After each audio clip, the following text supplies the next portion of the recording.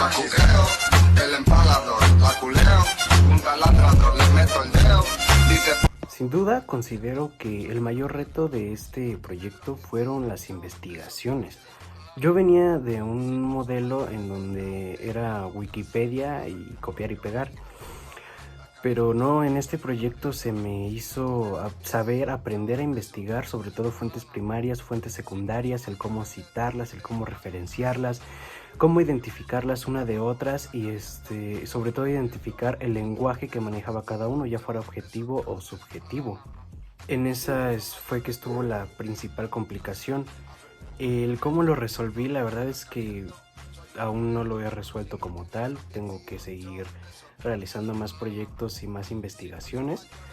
Pero una manera que se me facilitó fue checar las fuentes de información que venían como referencia que nos daba la maestra, que eran fuentes académicas o fuentes de páginas confiables. Entonces aprendí que si venía de una fuente que tuviera el título o tuviera el prestigio de alguna academia o de alguna organización científica comprobable, era una fuente fiable, se podía confiar en esa fuente 100%. Primeramente en este proyecto vimos la falta de derechos, pero haciendo una investigación en base a esa idea, la falta de derechos, podemos llegar a comprender cómo es que se vivía en el siglo XIX, cómo es que se mantenía.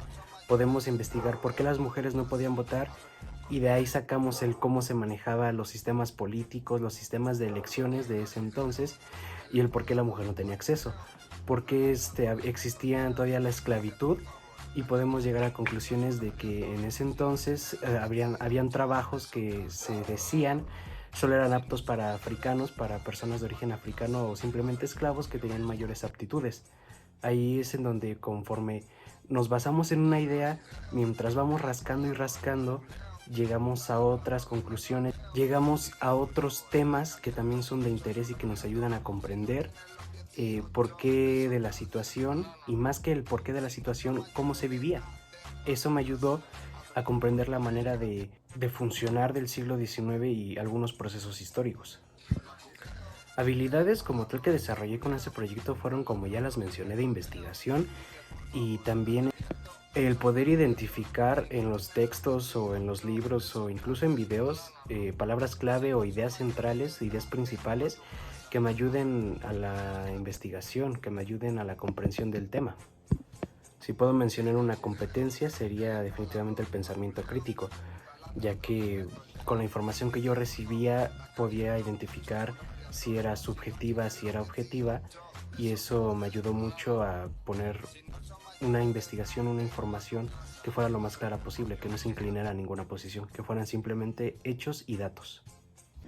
Mi recomendación a un compañero sería: mantente en contacto con tu profesor, escribe, borra, escribe, haz varios borradores, debes de tener varias ideas que llegan en diferentes momentos, no te quedes con un solo texto. Visualiza más fuentes, pregúntale a tus compañeros qué fuentes utilizaron ellos y a los profesores qué fuentes puedes tú utilizar o en dónde puedes investigar. Y sobre todo debes de tener consciente el cómo se va a redactar, si se debe citar, si se debe utilizar algún formato APA o académico. Eso fue con lo que yo más batallé y lo que más se me recalcó en mis proyectos que tuve calificación baja o que no tuve la calificación que yo esperaba.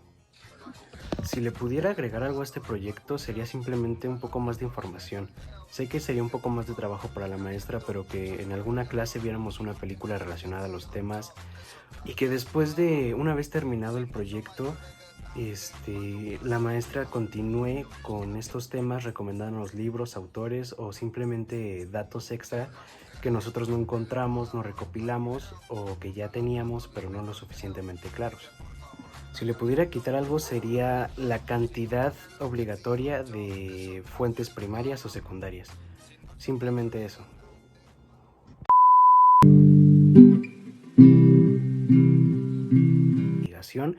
Y también